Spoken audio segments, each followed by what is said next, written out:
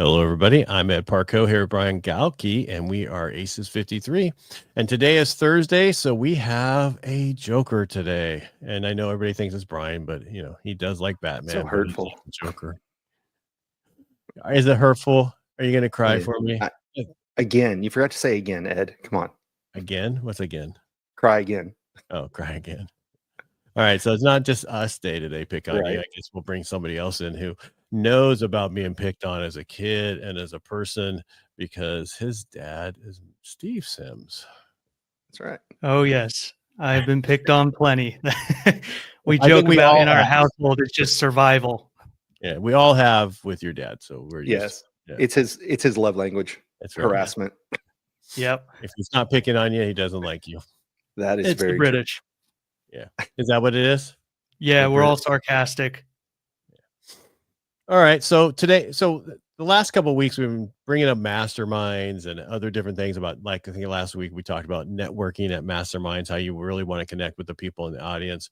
But a lot of these different masterminds we come up with, they're becoming different versions than what we've seen over the past years. There's different levels of them, sizes of them. And I think you guys have done a good job at that, Henry, with what you're doing. So we kind of want to talk about that today. Is that kind of what we're talking about, Brian? I just want to make sure I'm on the same page. Yeah, no, good. Absolutely. How they went from, a couple times a year an event to creating something of more of a community to get together more often. And then how they've expanded that community over time. Because when I got started in the industry, Steve was my speaking coach. But the first step was we sat down, Henry looked over all my marketing and my consistent branding, you name it. And what they've turned it into is so much more. Yeah.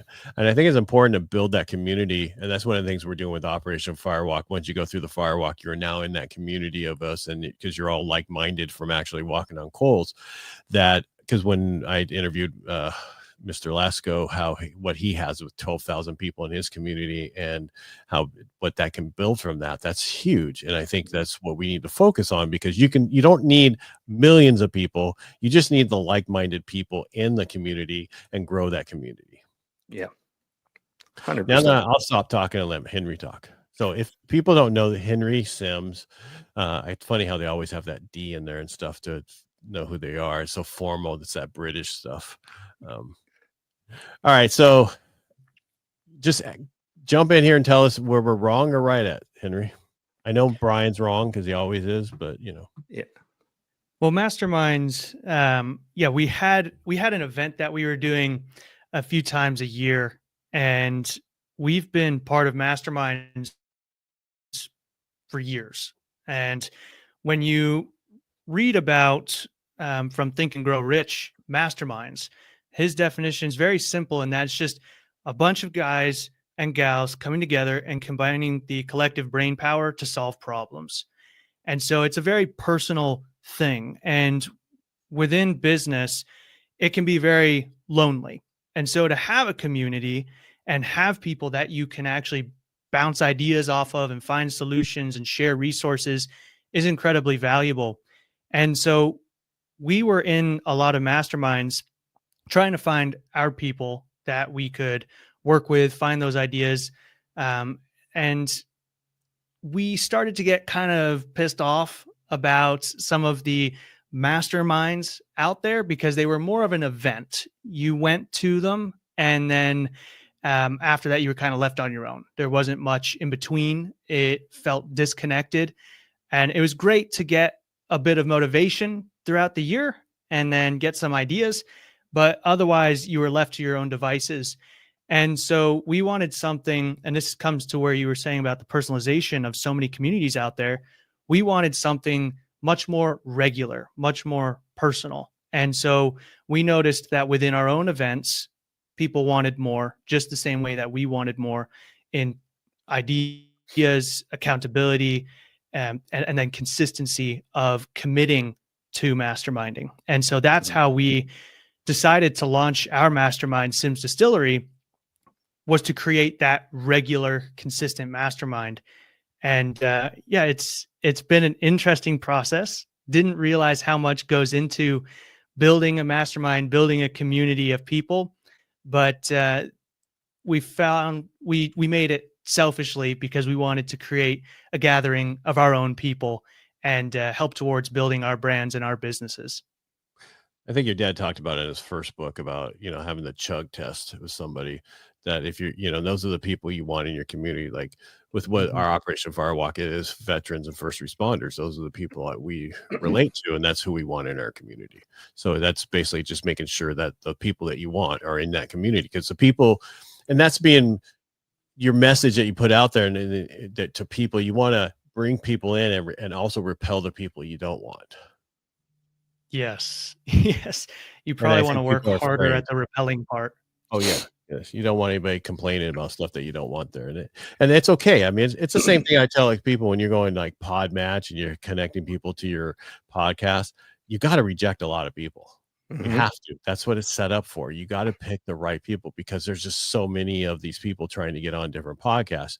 You got to figure out who the best people is for your podcast. The same thing in your community, the same thing when you're growing.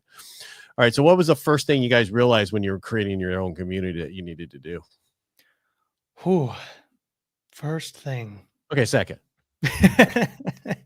It's been when you hear and see a lot of people promoting communities as like this great way to easily make money at scale. And I don't think people realize just how much work goes into it.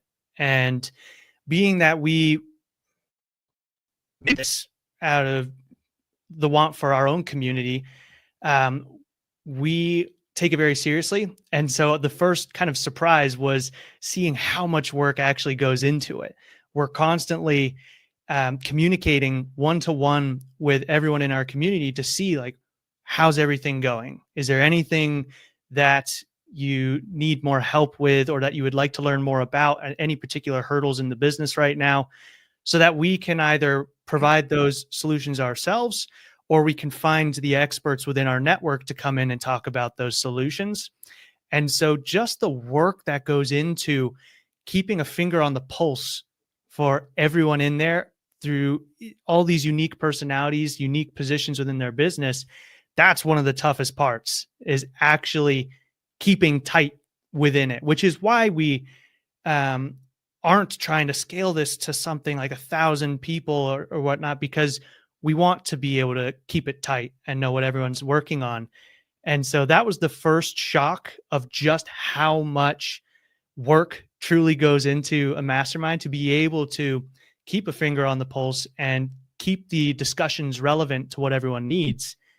Um, and yeah, just seeing how unique it is, that it's not just a matter of putting a calendar event in there and like, all right, see you next week or see you next month. It's an everyday thing. I get messages every single day where people have questions on little things they're working on, and it's ongoing. So it's not something a proper mastermind is not something you create if you're looking for just an easy, scalable offer. It is a commitment. And that has been a beautiful thing for me, because now I've had to step into the highest position of leadership that I've ever had to before, because people are coming to me for advice or for connections and resources. And it's one of the biggest fires to keep me ahead and constantly trying things and seeing what I can find to be able to bring those findings to the community. So it's been good to see the shock of how much goes into it and how much you need to pay attention. But at the same time, it's pushed me harder than beforehand to stay ahead and stay committed and lead by example within the community. So it's not a light task if you want to build a mastermind. Well, one of the things that I do like, kind of like they always say, if your coach doesn't have a coach, then should you be coached by them? I do appreciate the fact that not only do you guys have multiple masterminds and different levels of it, but you guys are in different masterminds at the exact same time. Because anybody who isn't having a coach, isn't a part of a different mastermind, you just wonder, is their information still accurate? Are they out of touch with reality? There's just like some coaching programs are, I am the guru, I'm the only one who will be on here. What I don't like any of that. I like masterminds and coaching programs that bring in other coaches and outside consultants to come in, talk, you name it. Three of the ones that I'm in, they bring in every, kind of like we do with a Joker. once a month, twice a month, they bring in someone else to learn from, because they're fools if they think they have every answer. And that's one thing that I really appreciate in being in the distillery, is the fact of the people came out, like, Jay Abraham being on there, Joe Weldon. I mean, the people that are brought in to learn from aren't people I'd normally have access to, but being part of that mastermind is that way. Taking not even you guys with a different mastermind is how I met Janine Driver, and we're business partners now. I never would have, she wouldn't have been in my radar, but Brad is open to saying, I don't have all the knowledge. Let me introduce you to people who do. And he's even said, if you like that person better and you want to leave my group, that's fine. That to me is an ideal mastermind, is not thinking you have all the answers. And your people grow too. I mean, they sometimes, it's like having a coach. You someday want to surpass that coach. And if that's a perfect coach or mentor, that's what they want, because you can't always handle everything that person has. So eventually somebody might need to grow. And I didn't realize I was talking to my assistant over here to see how many different masterminds do the thing afterwards, or you have the touch afterwards. There's not a lot of them. There's only a handful of them. So I was like, all right, let's rename it into a different we need to come up with a different name than Mastermind. That's what ChatGPT suggested for me too. It's like, call it something different. Yeah. Yeah. I mean, there's a lot of them out there to call it different that have the word mastermind in it, but it's like, those are things that you have to do to create your own. I tell everybody, whatever you're doing, create your own name so you can trademark it and somebody can't come up behind it. Even in business, how you do different things in business, so that somebody else can't come behind you and try to take what you do. Yeah. Well, that brings up a good point. I've got a joker in the future we'll talk about, because I talked to an attorney about that today, of what should you trademark and what shouldn't you. And so we'll have to have him on as a joker another day. Everything you possibly can. Yep. Yeah. So, okay, Henry, how long has the distillery been around now? Almost 2 years? Yeah, I think we're approaching 2 years now. I think so. I still got my welcome watch here. I always swore I was never going to have a smart watch. And then, as being one of the founding members of joining, this showed up, and now I'm addicted to it. So thank you for that one. Yeah. Yes, you're welcome. You will never escape notifications again. Exactly. But now, 2 years in, you've expanded, you've created different levels within it. What's been, like Ed said, you've been in it for a while. So we talked about, where did you start? What is it you've learned over the 2-year period? Well, on that repelling matter, so first was just how difficult it really is and how much time goes into it to make it what we want it to be. But secondly is seeing who it is right or not right for. And a mastermind at a high level, you really want the basics in place, and you want to have things running so that you can take these ideas and implement them quickly, or even have a team to push them off to. So we get tons of applications, and the majority of them we don't accept, because it doesn't make sense for where they're at. They need to put certain basics in place. And so we created an entry community, Sim Seller, that was geared towards just focusing on that specific point of developing a personal brand for your business, being able to differentiate yourself from the other competitors out there who do the same thing, but would rather relate to you as a person. And so we created that to be able to get that foundation in place before coming up to a higher tier. And so we created those tiers and we're getting better at understanding where people are at in this journey and creating those stepping blocks for them. But that's certainly part of it, is getting more of an understanding for when someone's ready to commit to that level of a mastermind, versus do they just need some of the stepping stones to get going. And that's been another learning point there. And I'm glad to say that we are not quick to accept an application to our mastermind, because we want to make sure that we're having the right conversations and that someone is already at a point to be able to implement whatever ideas pop up. So it comes to that being able to repel, but also be able to filter the right spot. So that's why we've created those couple tiers now, so that you can get what you need at the certain level you need it.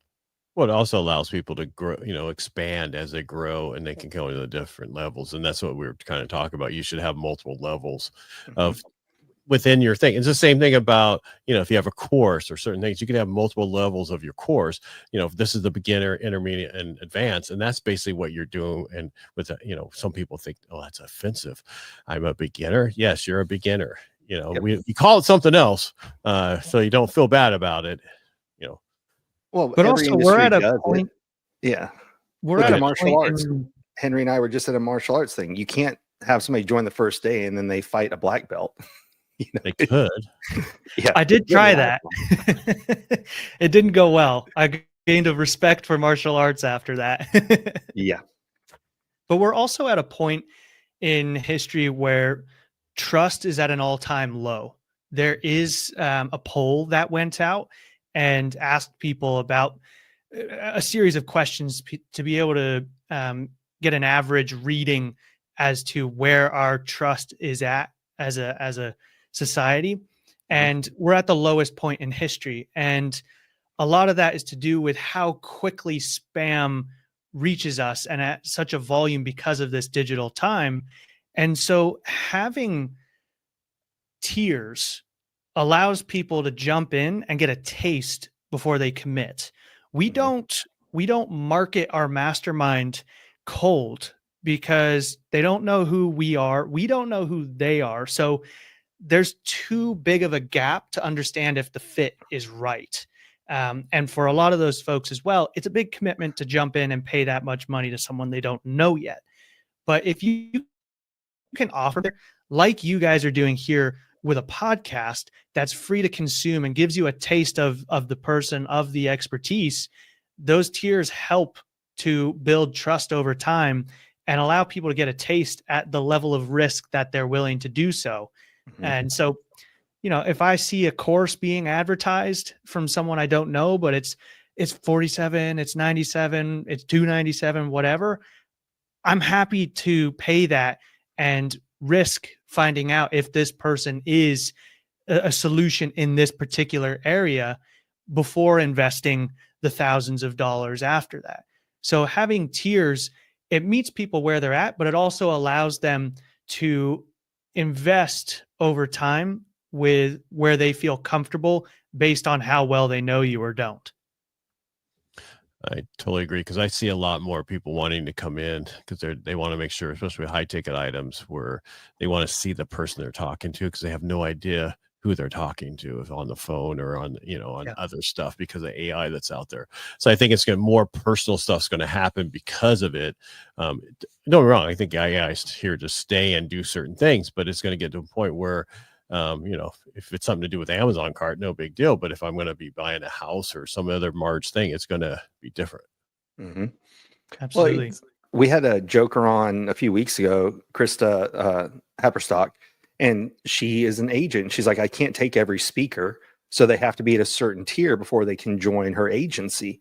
And that's what we're seeing. And we even talked about then the Hormozy effect, right? Like Hormozy doesn't want to talk to you unless you're in the 3 million range. But he gives you free resources and he gives you lower level courses and books and things of that nature to get you to where he wants to work with you. So it's not just a, hey, you're not right for me. It's okay, not right now, but here's other ways that you can go to get there. And having those tiers is what you're starting to see. And events are different because events are, hey, look, they need butts and seats to cover the cost to get there. So it's, do you have a pulse and a payment method? But masterminds are just a completely different thing because the wrong people in the wrong room can ruin everything. And you guys know that because at the events you throw, you screen the people. Like, it's not just like, hey, you got a credit card? Awesome. There's a screening process to let it in because you keep the event down to 40 people. Yeah. How did you get in, Brian, then? I snuck in as a speaker. That's MFer. right. That's right. I remember that one. Yep. We got a facial recognition person. What the hell do I want to see anything about software? Yeah. So it was San Diego. September of 2021, San Diego. Yep. Yeah. Long time ago. Yeah, liver's still trying to recover. That's the day Henry was supposed to go get us McDonald's at 4 a.m, and I had to leave for a flight at 6. They did. What do you mean supposed to? They did. I had to leave before it finally showed up. Yeah, well, you missed it. It's because they had to go take scooters to go get it. That's right. Yeah, a lot time. of Hey, those let's on at these stay events. professional. Let's stay professional. Yeah. No, I just think it's really important to. I mean, like if you look at my industry, the mortgage industry, we have mortgage conferences, right? Which is basically you go there, listen about stuff, and then it's not the same thing. A mastermind is more close knit, and it's many different things that you can build. I think it's important to go to masterminds to get that information you need that you can bring back to your industry and do them in other industries. So that way, because you want to bring something back to your industry that isn't out there yet. And then you can make the change to where you stand out other than other people. That's why masterminds are so much more important. Plus the fact of the afterwards, the connection, because it's a smaller event. You'll pay more for them, but it's a smaller event because of that. Yeah. You get a lot of personalized solutions. Like you said, we go to an event and it can help pose a good idea, but that's where it stops and you're on your own from there. And so and YouTube is similar. We can go on there, we can search something up, we can watch a video that poses a good idea, some good information, but then again, we have to work with it. Mastermind's there to go deeper. So if you're in a mastermind or have been in a mastermind in which you can't ask a question, then it's not a mastermind. It's an event. It's a course. It's a workshop, whatever. It isn't a mastermind. So discussion and connection is truly the heart of a mastermind, because that's where you're able to really mold the ideas into your particular scenario. So, there's a lot of valuable stuff out there. And I think community is becoming more and more valuable with the amount of businesses out there, the amount of new tech coming about, new strategies. There's always new tactics.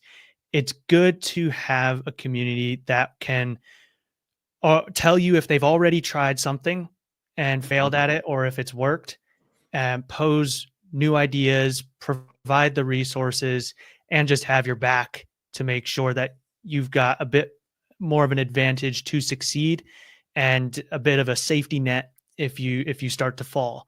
And that's what a mastermind should do for you. What I like about it is when you go to masterminds, especially because mostly you go to things that are curated towards the same thing that you're in. So, for example, if it's one about small business owners, speakers, whatever, it's people in that industry who have educated questions and answers for you. Versus when you try and talk to people who don't do that, and your regular friends who have like 9-to-5 jobs, they give you all kinds of questions. I call it rectally retrieving them, because they're pulling stuff out of their butt that they've never done. And that's their advice for you. And it's bad advice. They mean well, but it's uneducated advice that they've never tried, but they thought it worked for them. So now we get to talk trash on Ed. Okay. But yeah, love your friends, love your family, things, but people who haven't done what you are trying to do aren't the best people to give you advice. Yeah, absolutely. And we're a different breed. Like we expect more. We're wired a little differently. And so our ambitions are typically not widely accepted. Right. And we're looked at as a bit crazy. So when you're around those same kind of crazies, it's very comforting but also very motivating. But that's why there's multiple masterminds out there. And Ed, you already alluded to it, that there's a mastermind for you now that works. It fits where you're at. It fits what you need to know. It'll get you that next step forward.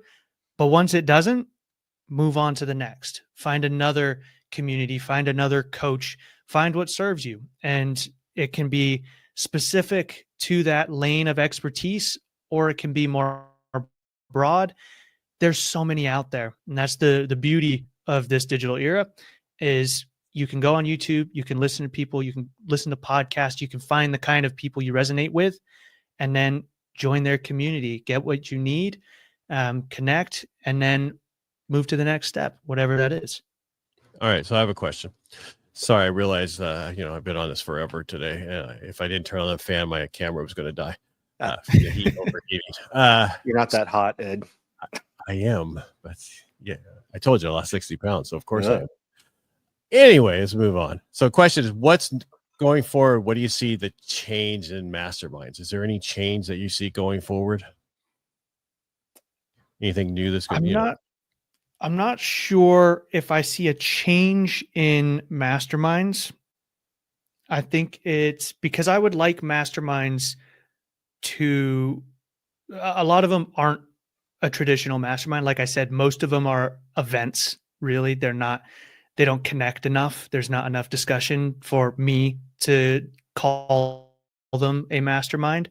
So I would like to see more of those stated masterminds return to the original thought of it. So I don't think I want the format to change of what it is, and I don't know if I see it changing. Instead, I think we're just going to become more sophisticated as people looking to join masterminds as to what's involved or what's out there, and need more of those levels to consume, more ways to connect with someone, learn what they're about before making that jump. And so, like, you guys have your podcasts, you've got books, you got YouTube, you got Instagram material. Yeah, Brian, you're out on stage and a lot of events connecting with people. Mm-hmm. I think that is the important part, where people are trying to automate and build very scalable things in order to disconnect from the business side of things.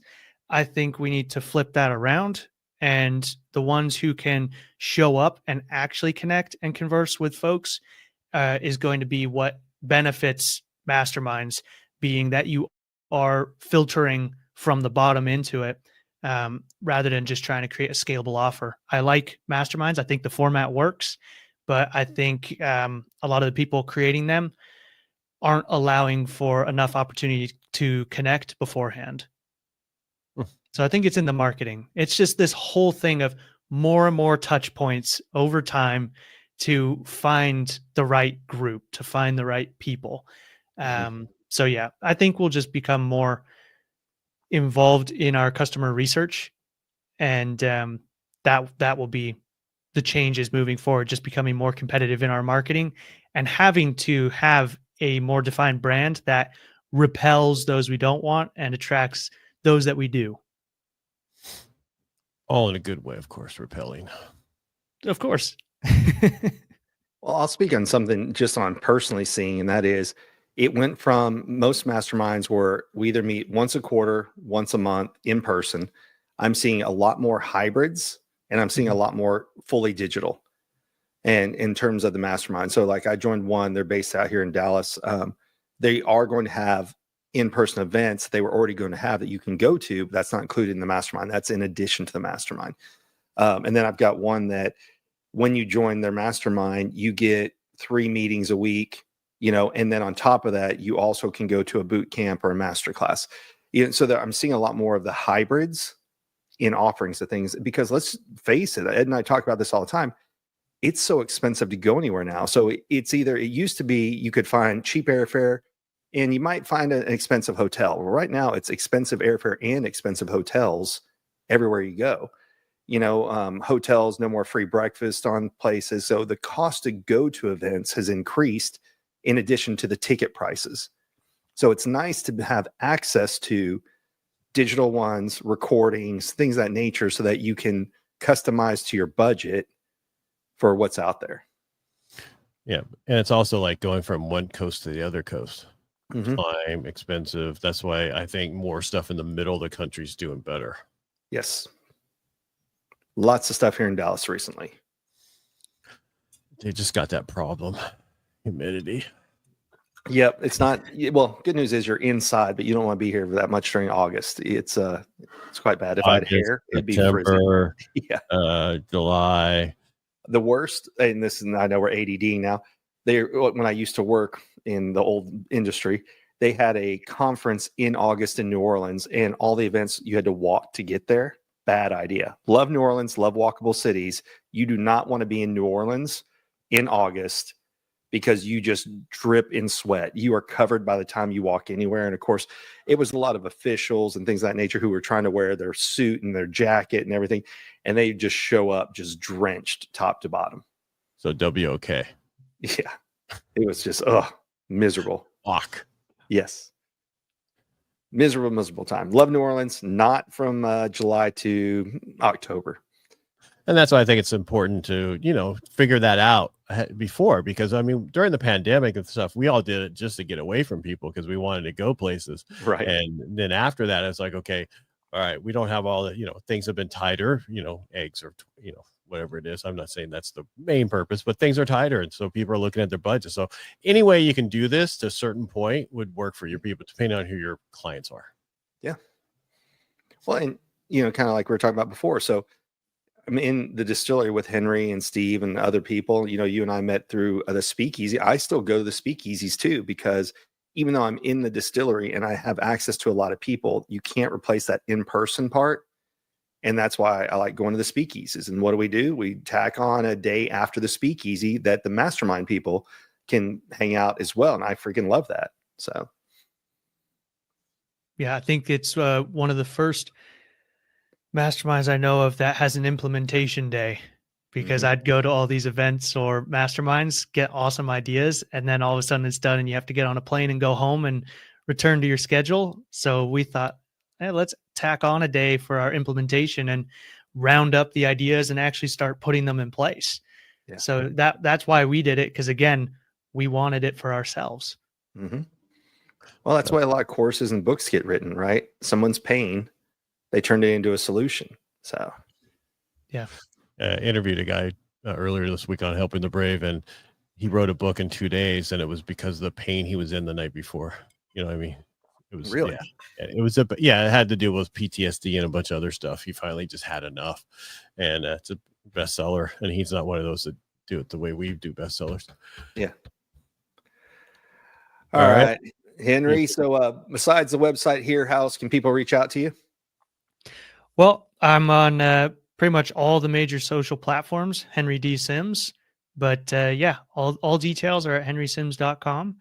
And you can contact me there or through social media. Awesome. I'm sorry, Henry. Are you someplace without the D? Because according to what somebody I knew, Henry, before would tell me, that's wrong. And you should be getting that D out there right now. I think I have about 5 or 6 domains of all spellings pointing right back to it. I was going to say, because I think I typed in earlier, I typed in Henry D. Sims and it still went to henrysims.com. So, yeah. Yeah. I thought if I say Henry D. Sims, someone might hear a B instead of a D, and then I have to get that domain as well. So I got that one. And funny quick story. When I finally started paying attention about all this branding stuff, this was years ago. I went to get this domain and saw that it was taken. I was like, God damn it. Like, my name is gone. And so I was on paying for the stupid concierge service of like $150 or whatever it is for them to go and discuss selling you the domain or whatever. And turns out it was my dad had bought it a while back so that I had it when I needed it. So I had to grab it off of him. That's but I've got it now. Yeah. I'm sorry. I've heard that story before. Of course you have. I can imagine why. A few times. Yeah. Well, awesome. Well, Henry, thank you for joining us today. Yes, thank you, sir. Yeah. Absolutely. Ed, as always, thank you for being here. For everybody else, remember, on Tuesdays, it's just Ed and I, 2 angry old men just being grumpy. But on Thursdays, we bring in a special guest like Henry today with a skill or talent we think you guys can benefit from. We know we've already benefited from. So if you know someone who you think would make a good joker, let us know. Reach out to us. And of course, the best way to support us is to go and subscribe to the YouTube channel and share this information with other people. That's the whole reason we bring on jokers, is to help other people because they've helped us. So thank you all for joining us, and we'll see y'all next week. Thanks, everybody. All right. Bye.